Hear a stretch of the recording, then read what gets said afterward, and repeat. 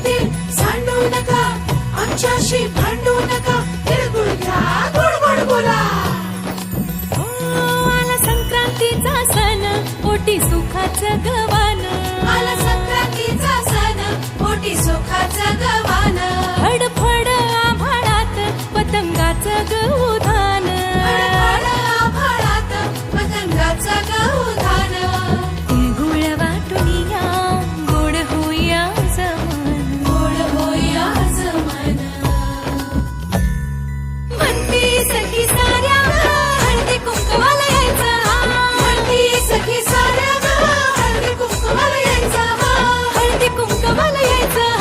हळदी कुंकवाला यायचं. हळदी कुंकवाला यायचं. तिळगुळ घ्या.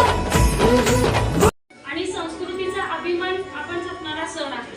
हा बायका हळदी कुंकू हे बायकांसाठी खूप महत्त्वाचं आहे. त्याची परंपरा आणि महत्त्व आपण सगळ्यांनी जपलं पाहिजे. आधी काय असायचं, बायकांचं फक्त चूल आणि मूल एवढंच कार्य असायचं. पण आजची स्त्री काय झाली, चूल आणि मूल एवढ्यापुरतंच थांबली नाही. ती आपल्या घरामध्ये पुरुषांच्या खांद्याला खांदा लावून घर चालवण्यासाठी मदत करते.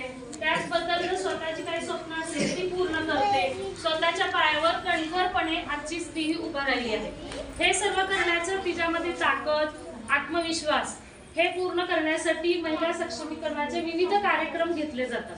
त्याचपैकी हा एक हळदी कुंकाचा कार्यक्रम आहे असं आपण म्हणूया. यामध्ये काय केलं जातं, बायकांना आपण सांगतो की आता मी स्वतःहून पुढे यायला पाहिजे, धैर्याने करायला पाहिजे, घाबरलं नाही पाहिजे.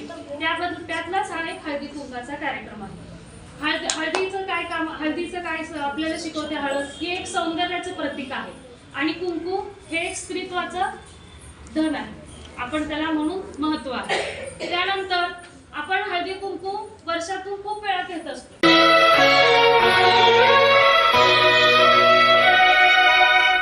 या जन्मावर या जगण्यावर शतदा प्रेम करावे.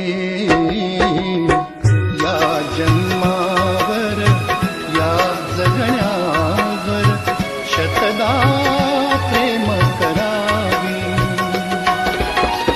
शतदा प्रेम करावे. शतदा प्रेम करावे.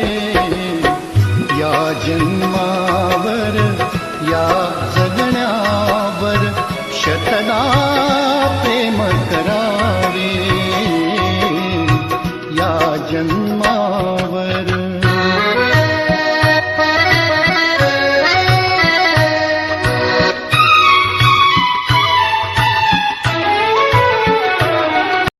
या नात्यामध्ये कुठलंही फॉर्मॅलिटी नसते.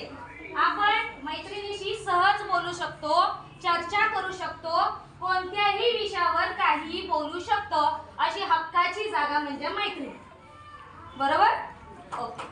बघा, जेव्हा आपण बोलतो, बोलण्यातून चर्चा घडते, चर्चेतून संवाद घडतो आणि संवादामधून परिसंवाद घडतो.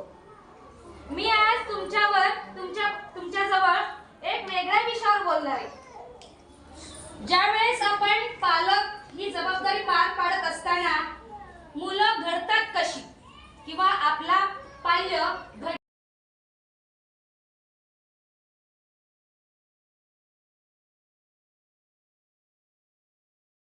सोन्याचं